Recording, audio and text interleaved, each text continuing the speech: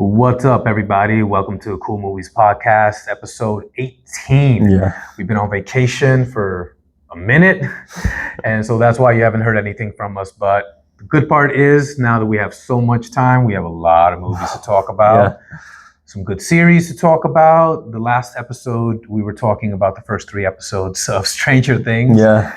I've also watched a couple of other things, series along the way. But let's start with something simple. Best thing that you watched. Vacation. Your favorite thing that you watched in the vacation.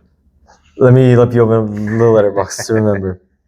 Was that much? I saw less than last time because I felt like I had less time. I don't know, I did more stuff, but I did watch most of the 2025 releases I had missed. Yeah. Things that released in festivals and stuff that we didn't get the chance to see yet. Well, while you're looking, I can say for me, I think my favorite thing that I watched was The Rip. I haven't seen it yet. The Rip is fun. The Rip is a lot of fun. You know, it was two main things that I really loved about Rip. One, it has a very 90s action movie quality to it, with the pacing, with the action. The look of it, even in a certain less way. Streaming movie look? A little bit, but way less than most of the others that you see. And then the second thing that I really liked was the fact that I connected a lot with the story, because, you know, I grew up in Miami. Now, when a lot of this stuff took place where cops would go to houses and then find tons of cash there, that was in the late 80s, and I was still in the single digits as far as my age. So I didn't really hear about anything until way later. Yeah. When I was 13, 14, 15 years old. And then I would connect the pieces of my next door neighbor. You know, that's a story we can go into. But it was very familiar. And, you know, so I kind of appreciated that. And then the third thing that I really loved was just the reunion of Matt Damon and Ben Affleck. It's been how long since they did a movie together? Well, they did Last Duel. Together. But before Last Duel, it had been I think almost 20 years. Yeah. You know, I think I wouldn't be surprised if Dogma was the last time they did something together. Yeah. Because Dogma came out after Good Will Hunting. Yeah. And then they just kind of stopped doing movies together. You know, where Ben Affleck went into directing, just their diverse careers. Yeah. You know, and it's funny because now that the movie came out, they've been on this podcast promoting it, and on one of the many podcasts, Ben Affleck gets really honest about his career trajectory and how sometimes he chose movies for the sake of money, whereas Matt Damon was very, very selective. Yeah, it's a good word for it. You know, and it shows. You know, there's not Oppenheimer. It's. Well, even before that, I'm talking movies like The Martian. You know, The Martian. You can talk about the Bourne movies. You know, whatever you may think about them. I'm not a huge fan, but they're very influential. And then Ben Affleck has movies like Paycheck and Geely, and he has the Gone Girl here and there, but it's mostly when he went into directing, he found a little bit more of what he missed, I guess. Acting wise, and he's really super underrated as a director. That was one of the highway robberies for me when he got snubbed for Best Director for Argo. You know, it wins Best Picture for Best Director. You can look that up. Was it that year? I don't even remember the year. Yeah. And I liked Argo a lot. I don't think it's his best directed movie. Which one is? The Town. I haven't Hands seen. down, The Town. Have you seen Gone Baby Gone? Yes. Amy Madigan is in that. Yes, from she Weapons. is. Yeah, I yes, didn't know that. Argo, right? Yeah, Argo. Let me see. Oh. Yeah. No and and I thought it was like everything just fit. The script was very tight. Yeah. The direction, as well as how the suspense is created in it and everything. The humor even was really, really subtle. It wasn't over the top. I mean, this is way before Avengers. And the MCU kind of MCU-ified humor in movies. And so like I really appreciated the realism of it. I remember the story growing up hearing about it. So it was nice to see it cinematically. Yeah. But yeah. Ang Lee won in that year for Life of Pi. Life of Pi. I love Life of Pi. I'm not a big fan of Life of Pi, to be honest. I love it. All right. But yeah, your favorite thing that you saw? I saw many things I really liked. I loved Sorry Baby from 2025. Okay. It's amazing. Ava Victor just... Who? Ava Victor. Ava Victor? Directed, wrote, and starred in the movie. Okay. Trifecta. It's a lot of hats. Yeah, amazing. Like in every single one of those departments. Okay. I loved Singing in the Rain. That was the first time watch, and I was blown away. Wait, Gene Kelly, Singing in the Rain. Yes, Whoa. the original Singing in the Rain. I loved it. Is that the one where he also has a song when he's on roller skates? I don't think so. Okay, so that's a different movie. I loved it. I rewatched the Glass Onion, Knives Out movies for the new one, Wake Up Dead Men. I still think Glass Onion is a little bit better than Knives Out. Okay. It's one of my favorites of all time, Glass Onion. I've never seen. You've never seen any Knives Out? Oh, I've never seen any of them. You've told me like you're excited for me to watch Game of Thrones for the first time. Same thing for you for the Knives Out movies. Okay. They're really great. I think the third one, which released recently, is the least of the three. Okay. But they're all really good. But yeah, I would say probably Singing in the Rain is the best thing I've seen. Really? Yeah, I loved it. I loved it. And yeah, Sorry Baby, and some Oscar players like Marty Supreme and Hamnet. Yeah, we'll talk about those. And Stranger Things in terms of shows. We finished Stranger Things. Okay. I want to get into Stranger Things because now that everyone has calmed down and there's some distance from it, I think maybe we can have a more objective, quote unquote, assessment of it. Yeah. But before we get to that, okay, what was the thing that really disappointed you watching?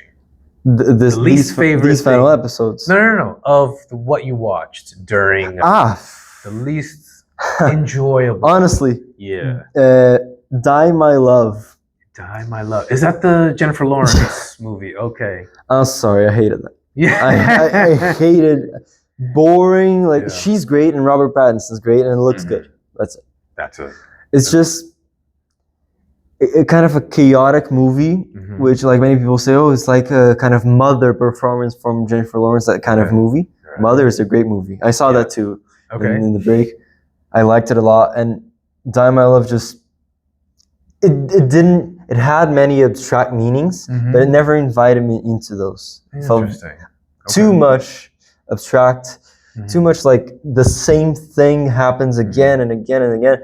The climax is just, what are we doing here? I didn't love it. All right. I think for me was, believe it or not, I only watched it just started. Oh, I have another one. And so I think only 2 episodes are out. Night of the Seven Kingdoms. The new Game of Thrones. Yeah. Yeah. Bored. Really? I was so I've bored. heard it's like a sitcom from the world, like of Westeros. It's not a sitcom, but it is a more smaller, contained narrative. Like season 1. I've only seen the first season of Game of Thrones, and it felt kind of small for me.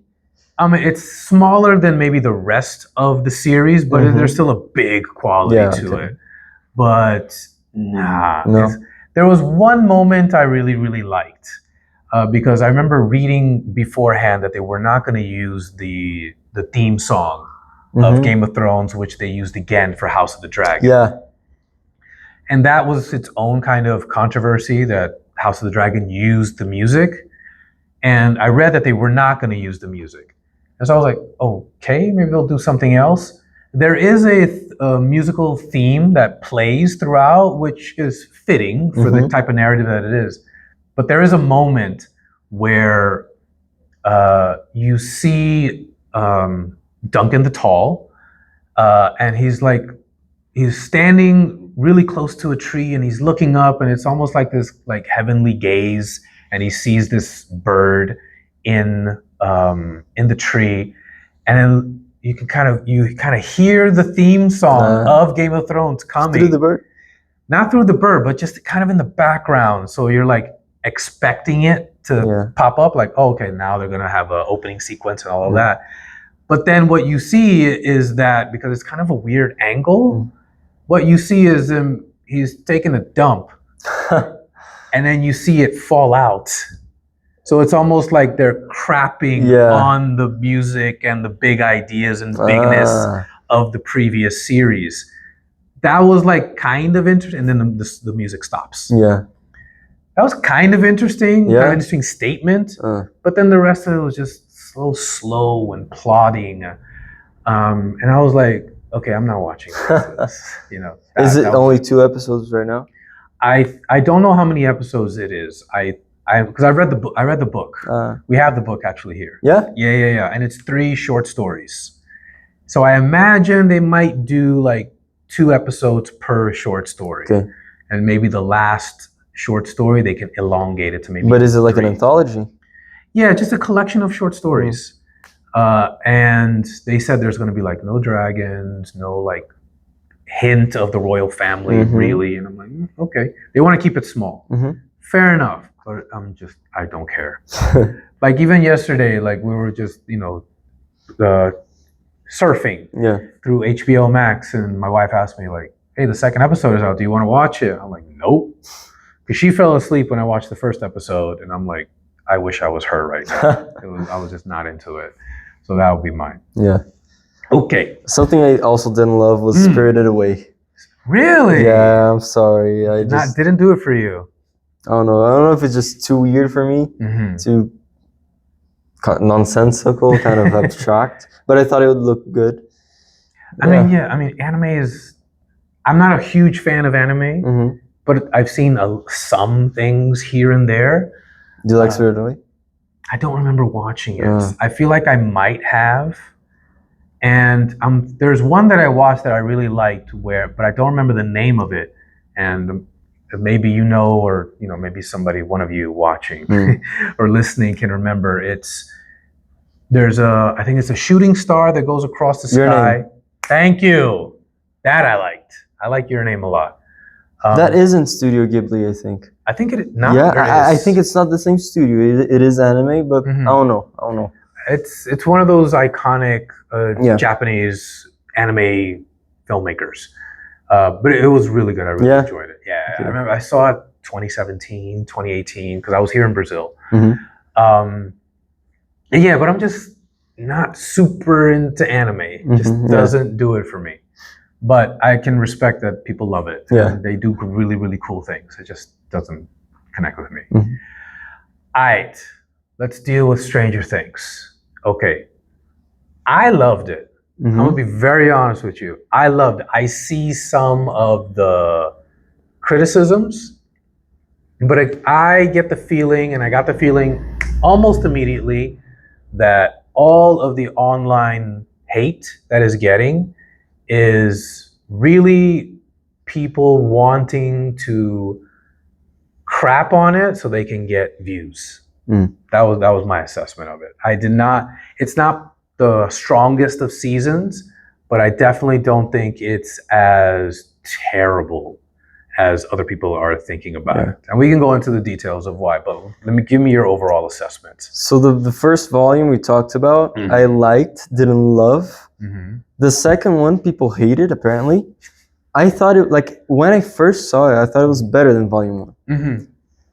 Then I started, like, people pointing out some things that it was like, like the Max scene with Holly as she leaves the dream world. That was a little drawn out, I think. Yeah, even though it wasn't well done. It looked worse than the last season scene. But still, I thought there were very cool things they did with the Camazot's idea that they were stuck in that place. There were some really good scenes. The Frankenstein scene I thought was really great, where they bring the Demogorgon back to life. Yeah, that was cool. That was cool. I like that. And I like the ending. I loved. I'm sorry, but people say, oh, it's just lore for the sake of lore. I love the reveal that the Upside Down is just a wormhole. Yeah, I thought that was really cool. Blown away, honestly. Just the visual for that really great for me. And the last episode, like, I thought the boss fight is probably the thing people like. The pinnacle of what people complain about. Yeah. It is kind of cartoonish and like, how did we get here from that first season? even though season 4 was very big, like I liked it. I thought it was fun. I always think there could have been a better version of this, but it was fun. The characters had their moments. Joyce doing the final blow was amazing, and the epilogue is perfect. Yeah, it's perfect. It destroyed me. Yeah, those final few minutes are. It got me in all the feels, like all of it. Like I was caught up in the big boss fight. Like I was having goosebumps. Yeah, definitely. Me too. It was great. I loved Joyce having her moment because even though like the one criticism I saw of Joyce and how she offed Vecna was like, oh, she did that because they needed to give her something to do. Yeah, I saw that. Yeah, I don't agree. Yeah. I thought it was a great way because, as a parent, especially in her case as a single mother, I thought it was very cathartic for her character. I think so. I think this season for Joyce and Hopper was about letting go. Yeah. Hopper was a little more stuck, right? Yeah. Because he protected 11 even too much. Costs. Yeah. But in the end, he had to let her go, and it was her choice. And Joyce, kind of the same thing. Like she does that final blow of hate because she felt what happened to Will in the first season and the rest of the seasons. And this season, she was like an emotional support to Will. Yeah. I have never had like such a big 360 on her character as I had with Will. Like I thought he was by far the worst character of the show up until season 4. And this season kind of gave him more layers. Yeah. Like people hate the coming out scene. I love it. I think it's beautiful. It is like too many people in the room, sure, but him, Joyce, Mike, Jonathan, that's like the core people that should be hearing that. I don't know. I liked Noah Schnapp a lot more than the previous seasons. I kind of said that he was my least favorite one. He probably still is. The actor Will, who plays who plays Will. Okay, yeah. Okay. I barely know any of the actors. They all are the characters. Yeah, I think he was great. I think every character kind of got a really cool moment. I think Mike got a lot to do. Yeah. Even Elle, who I was a little disappointed. I heard the season as a whole, but her ending is perfect. It's kind of a myth ending. Exactly, which I really like. I agree with you with the Will scene.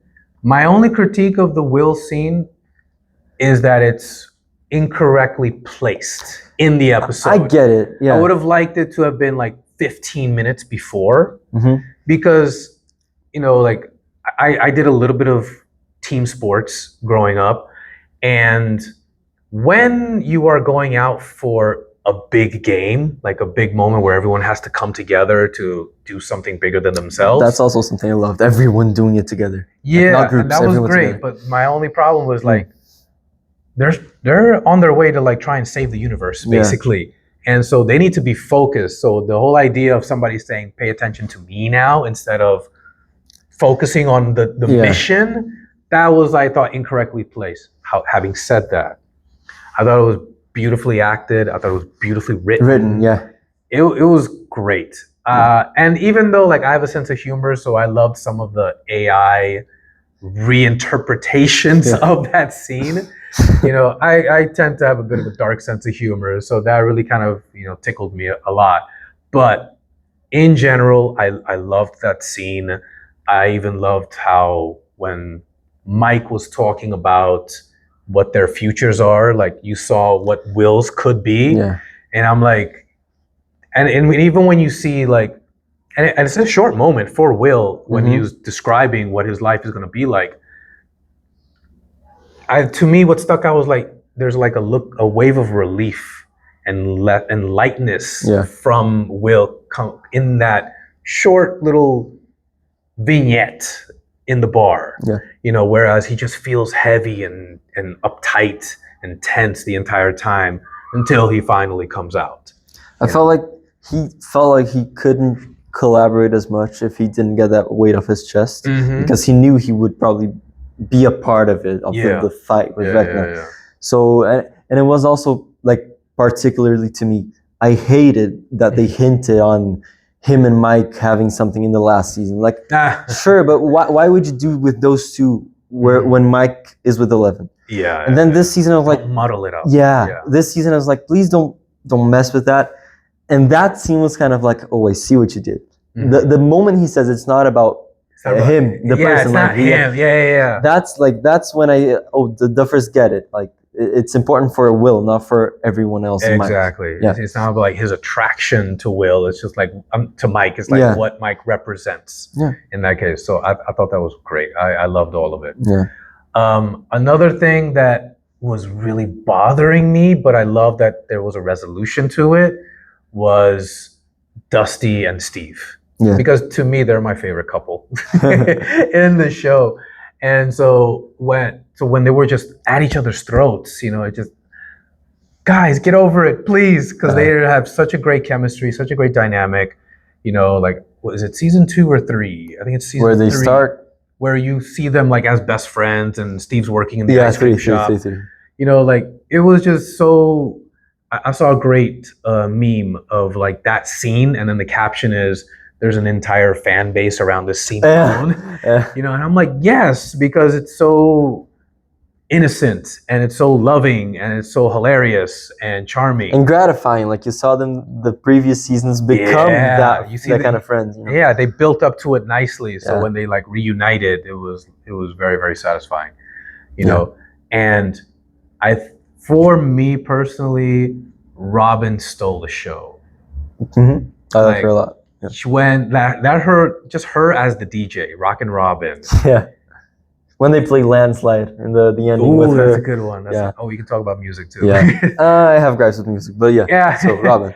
But with Robin, because I had to be reminded that she's Ethan Hawke's daughter. Yeah. I kind of forgot before I started watching season 5. And then as the season started, I was like, oh yeah, that's Uma Thurman and Ethan Hawke's daughter. And then I just loved it because, one, she's so good at her craft of acting, and when she's giving those monologues, anytime even in the beginning of the show until the end when she's basically doing the epilogue,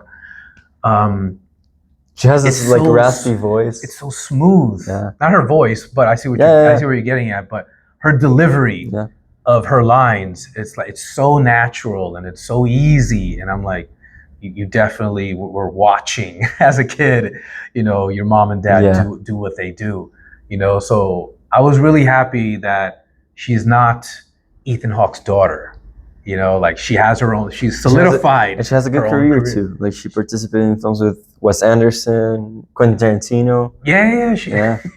There was a funny story I heard where somebody asked her, like, did you ask your mom advice? Working with Tarantino, and she's like, keep your feet covered. that was a nice little tidbit there, But yeah, for me, that was the thing. And for you? Like, I was talking about the music. Mm-hmm. I felt like the score is good. Yeah. Like, really good. But the soundtrack left a little to be desired. Like, there's no track, there's no running up the hill, there's no never-ending story. Should I stay or should I go? That's like a staple for each season. Mm-hmm. Like the season Prince didn't work for you. I hate it, bro. That's the worst thing they did this season. This is the final episode of Kool Movies Podcast. No. It's so out of place. Sure, you can like the song, but it's an emotional moment. The song's not emotional. Yeah. Oh my, bro. It's not like so young. I was in tears. I was like, we were like laying down in the bed together, my wife and I, watching it, and I heard the chord to Purple Rain, and I was already feeling a certain kind of way because I knew it was like the goodbye scene. Yeah. And I was like, I'm getting goosebumps now thinking about it. I just lost it. I was like, you guys got me. I'm a huge Prince fan. Huge Prince fan. And the fact, when doves cry, I will say feels out of place. Which one? So when they destroy it. When they start like the countdown. Yeah. And so, because remember, they had the whole argument, Robin and Mike, about what to do, how to do it. And I think he chose, I forget what whole surfers. Yeah, I thought it would be the song from the trailer. Who Wants to Live Forever? Queen. Queen. That would have been an epic one. Interesting. Yeah. Because that's not a bad thought, because Who Wants to Live Forever? Like, have you watched Highlander? No. So it's like the best worst movie you've ever seen. And when that song plays in the Highlander movie, it is a goodbye scene because his wife is dying and he's immortal, so he has to say goodbye to her. That might have worked. But I love Purple Rain. I love Prince.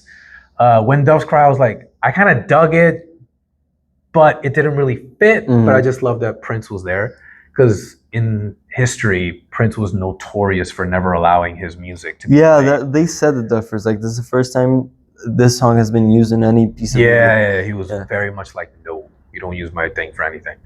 And then when the chord, like, watch Purple Rain, go watch the movie. You'll see how it fits and the emotions that it has. I think maybe not being a fan of Prince, which I imagine that you're not. I don't know that much.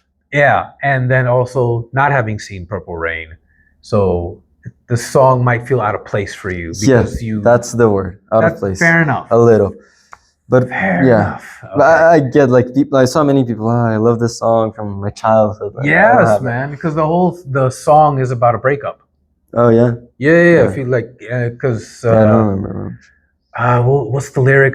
It's such a shame our friendship had to end. Is like one of the main lyrics in one of the verses. And so it's like, for me, I understood like what that symbolized and everything, so I loved it. Is Elle alive or dead? I believe until the end.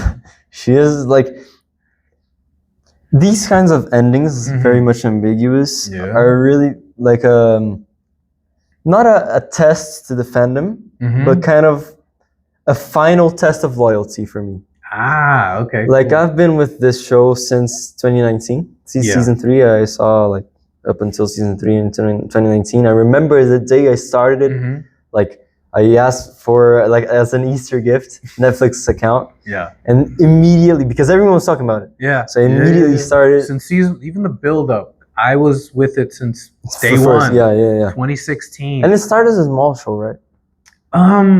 Like, it got the scale was small. Yeah. The scale was super small, but there was like this hype going into it before it started. So then it's like, okay, I'm curious, and then I was just hooked. Yeah. So I have these memories, like, since 2019. I've rewatched it many times. I remember the first time I saw Hopper's monologue, which is the greatest monologue in anything ever, in season 3. So this was kind of a final, like, do you believe this show is worth it? Flaws and all, I believe. Yeah. I first of all, I love open endings. I love it too. I love open endings. I have no issues. Like, I know a lot of people get really in a tizzy. I feel it's mature. Like, you trust the audience a little. Well, not even trust the audience. It's like you're honoring the story because it's a callback to how it all started. It all started with Mike and his boys telling the story of whatever campaign of Dungeons and Dragons. And so to end it that way, it's perfect. You know what I mean? Yeah. It's a little bit more seasoned, has a little bit more experience to it because they just been through so much. And you're just so married to the characters. People are so attached to. That's what I feel like kept people from just saying this is the worst season of all time. Yeah, because you just love them, and for myriad of reasons. What's your favorite character? Steve. Top 3, Steve. Steve is my favorite. Murray is my second favorite. I love Murray. That's cool I love Murray, man. He's just. Some people don't like Murray's sense of humor. I love it. I think he's hilarious. Me too. He's just so over the top. Yeah. And I really appreciate it. And I think third, I'm gonna have to say Robin. I really, really like Robin, and maybe a lot of that has to do with how much I love Maya Hawke. Yeah. Because like there's very few children of actors that can really establish themselves with their own thing. You know what I mean? There's so many examples of people that they did it, but they never made it. Like right now, the first one that comes to mind is James Caan and Scott Caan. James Caan was like legendary actor in the 70s, was in The Godfather, nominated for Academy Awards. And just one of those actors that is just like endlessly watchable. I highly recommend you watch the movie Thief. Michael Mann? Yeah, Michael Mann movie. He is incredible in that movie. Yeah. And so Scott Conn, like, he started doing his thing, but eventually he just kind of settled on, being Dano in Hawaii Five-0, the TV series. So he didn't really like reach the heights that his father did. I always felt that I'm a huge Bruce Lee fanboy. I have a tattoo of his signature on my arm. Brandon was on his way. Even though he's only done a handful of movies, I will say that Brandon Lee is a superior actor to Bruce Lee. Yeah. But Bruce Lee is just iconic. Yeah. He's a legend, because he contributed more to just, the movies that he did. But if you just look at his ability as an actor and then Brandon's ability as an actor, I think he's far superior to his dad. And so the fact that he got taken away from all of us so young is like such a tragedy. And so I see Maya and I'm like, go on, girl, like, do your thing. I was super happy. I saw an interview with Ethan Hawke. Like, what did you tell her after Stranger Things ended? He said, move on. Like, this was amazing. Now move on. Yeah. Don't stick with it. Yeah. Don't do like a Robin spinoff. Yeah. You know what I mean? Yeah. And you, top 3. Number 1 is Max. It will always be Max, especially like season 4 just makes her layers upon layers. Yeah. I love Sadie Sink. Her performance as Max, I think, is amazing. Steve and Hopper, like number 2, kind of tied. Probably like Hopper a little more. Hopper's really, really great. And I love Joyce. I know 4, but like I love Joyce. I have to say, like, she's underrated for me. Season 1 Joyce is so annoying. Yeah.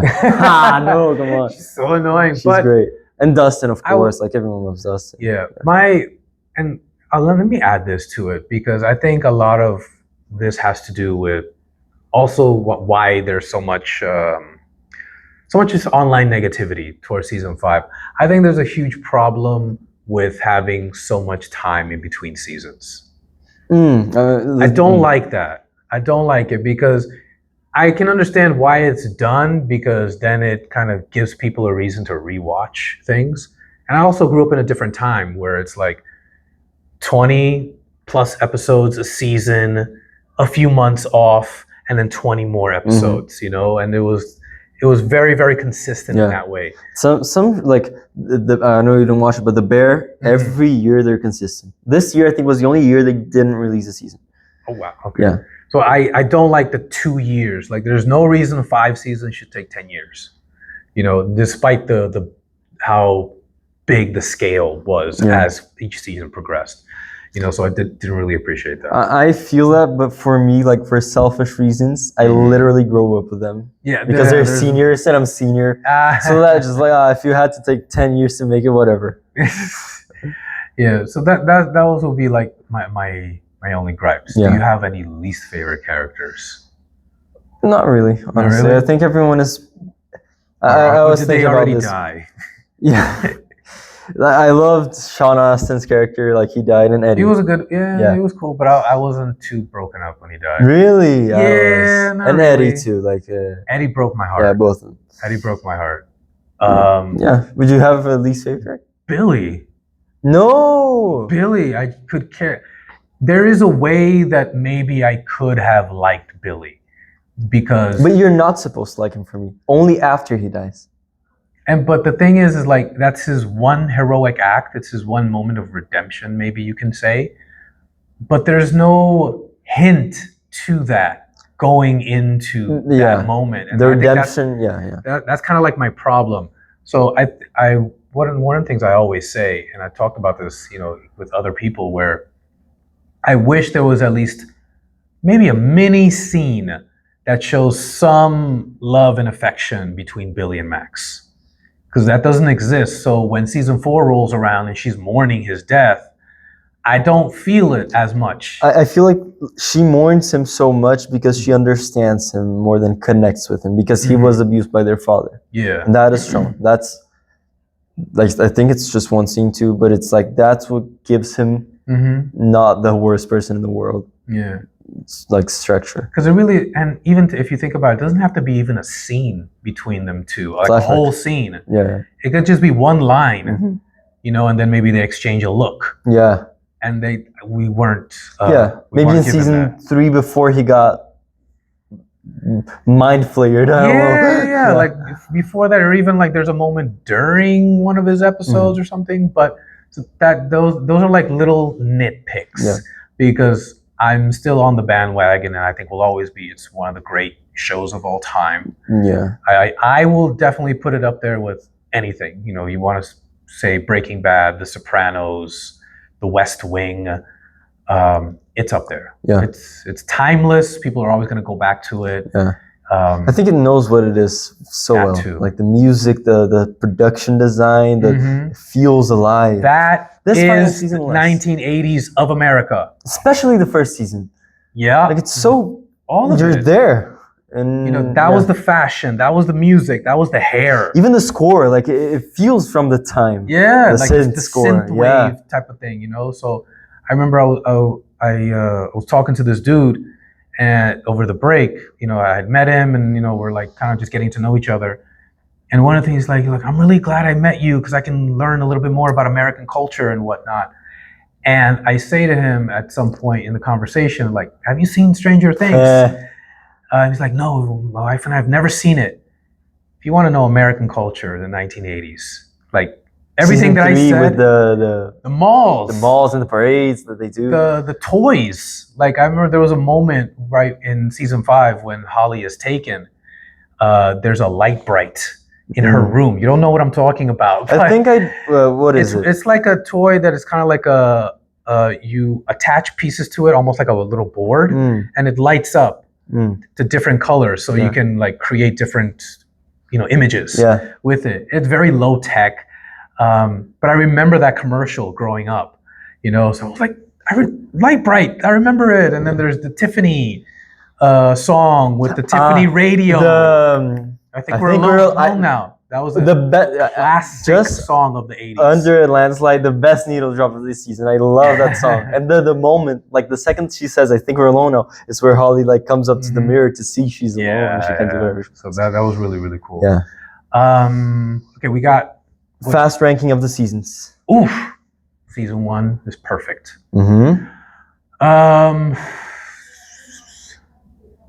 I think it's as is. 1, 2, 3, 4, 5. Yeah. Okay. It gets progressively not as good, but I was talking about this today with some people. It's like, yes, you can say season 5 is the worst of them. I think that. I think that as well. However, not bad. It's all good. Yeah. So it's like you're complaining about this is better than the other, but you're still in the good category. Yeah. It all works as a cohesive show. Yeah. And for me, season 5 is the weakest. Like it's the only one I wouldn't say is like all-time television. Then probably season 2. Yeah. 3 and 1 are really close to me because I have really fond memories of 3. Okay. I rewatched 1 like 3 times in the last 5 years. So I think I'll put 1, 3, and 4 is top 5 seasons of all time for me. Really? Top 10. It's amazing. I love it. Yeah. There's 2 things I don't like about season 4. One, it made me feel like such an idiot because it's like, Henry is there. Yes, and how did I not see that? Exactly. That twist is and then insane. The exposition scene where Vecna is just constant. He has his monologue towards the end. I love that. I'm like, dude, shut up. No, I love that. You're talking too much. I don't like it when bad guys talk too much. I just think Jamie Campbell Bower is so amazing as he's a great. We were talking about best characters. I think Vecna is up there too as a villain. Well, that's what I really loved about the ending. Yeah, the ending. Yeah, we are one. Where Will tries to appeal to the humanity in him, and he reaches it. Like he cries. He feels it. He's like, no, we are one. I was like, one. Like I appreciate the last ditch effort to still appeal to his humanity. And you reach the deepest parts of him, and he's still who he is. He's Vecna, not him. So, So no, that was great. I really enjoyed it. Yeah. But there's flaws, here and there. But I think it was just incredible television. The last event, the TV event. Like I grew up with TV events. You know, like recently, not so recently, my wife got me hooked on Friends. I love Friends. I used to hate Friends really? with passion. Recently? How recently? I think you told me that you didn't like a Friends. few months ago. Yeah, I think you told me you did like Friends. It took me, I remember I counted. The first time I laughed was episode 50. 50? 50. That's when because I think it took me a while to Do you remember the scene? No, I don't remember the scene. Did you laugh with Pivot? Pivot? The sofa scene. I don't remember where. I can tell you the one scene that had me laughing so hard, like I couldn't breathe. It was I don't remember what episode, what season. I just remember it was Joey's refrigerator is broken. And then he's in there in his apartment with Chandler and Ross. And then he's like, well, you know, and then he pushes Ross into the fridge and says, you broke my fridge. When he pushed him into the fridge, I lost it. Like for a solid, and I'm not even exaggerating, I'm being as accurate as I possibly can, for a solid 10 minutes. I was dying laughing. And my wife was laughing because she's laughing at me, laughing so hard, you know, because she's the Friends fanatic. And with that, and I lost it. Like that came out of nowhere. It just hit me. Yeah. It just hit me in all the best ways. And the final episode of season 10, like that was what we used to refer to as must-see TV. Like it was built up. The marketing campaign was huge. It was everywhere promoting the end of the show. So it kind of reminded me of that, of like, this is the end, you know, it was like the final episode, you know, I love the marketing campaign of hijacking the holidays. Everything was just perfect. Fun story. When I first saw Friends, I reached season 9. And I was 100% sure it was the last season. I reached the final episode, and you're like beside yourself, like what the hell? Yeah, I was confused. I didn't know. Then next episode, and like, I laughed so hard. Like, how did I not see it? Yeah. And my wife and I have a running joke because it's actually kind of true. Like she's Monica and I'm Chandler. I have this sense of humor. I always got something to say, and like she's a clean freak. Just like she is, almost the exact same temperament. Yeah. You know. Anyways, I think we got to wrap it up. Yeah. All right. For time. Okay, so next episode we got to talk about Oscar nominations. Yes, please. Because they came out, and I was totally fine with everything. And were you really quick? Almost. Just about one gripe. Okay, so that's cool. That's cool. We can talk about it next week. All right. Well. Yeah. Thank you, sir. Thank you. And I'll see you guys next time.